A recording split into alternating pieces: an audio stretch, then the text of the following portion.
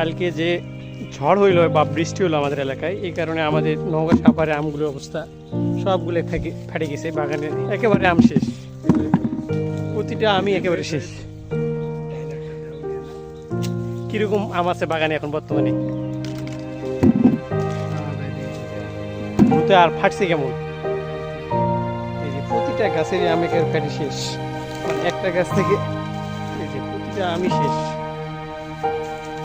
পুরাই জঙ্গলময় সেগুলো বন্যা বয়ে গেছে, আর এই বন্যার জন্য একেবারে বাগানগুলোর অবস্থা শেষ, আমগুলি নেই আর। প্রতিটা কৃষকের অবস্থা একেবারে খারাপ, এই নষ্ট হয়ে গেছে, সব আম নষ্ট। এই কৃষকের এমনি অবস্থা খারাপ, এবার আমদার দাম কম ছিল, আর এই বন্যা হয়ে গেল, আর বৃষ্টি অতিরিক্ত কারণে সব আম শেষ। এখন হয়তো খুবই দুর্ভিক্ষ অবস্থা এখানকার কৃষকদের আম উৎপাদন করা করছে। ক্যারে নিয়ে এসেছিলাম 20টা, ভরলো 5টা, আর গাছের নিচে গেলে ব্যাগ নষ্ট হয়ে পড়ে গেছে সব আম। ইয়ামিন, কি অবস্থা?